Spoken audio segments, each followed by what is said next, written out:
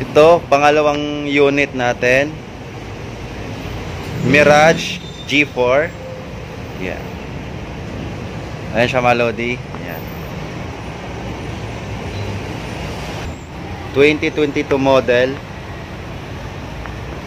Yan. Yan yung harapan niya. Yan. Good condition yan mga lodi. Maganda ang kinis. Hindi ko lang alam kung color gray ba siya na makintab o parang silver na din mga lodi. Yan yung gulong. Goods din na medyo makapal pa. Yan yung mags.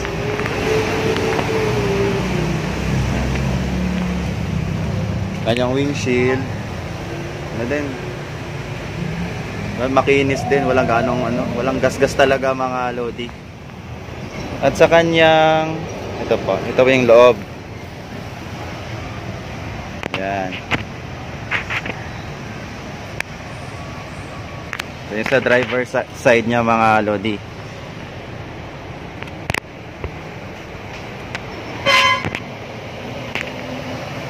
Yan. Ito yung sa driver side niya mga lodi.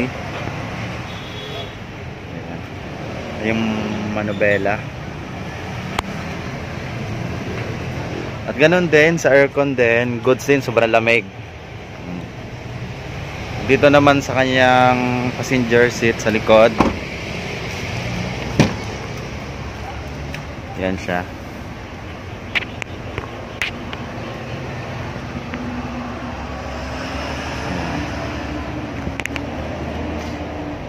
Naka-ano na rin pala to mga lodi, naka all power na rin.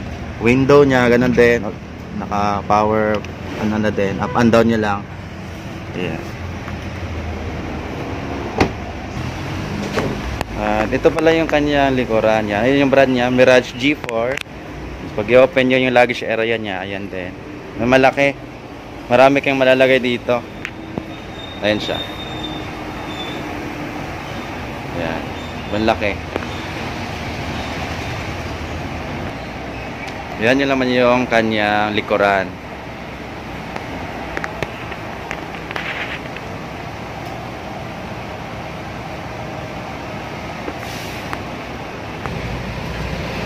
Yan naman yung kanyang harap.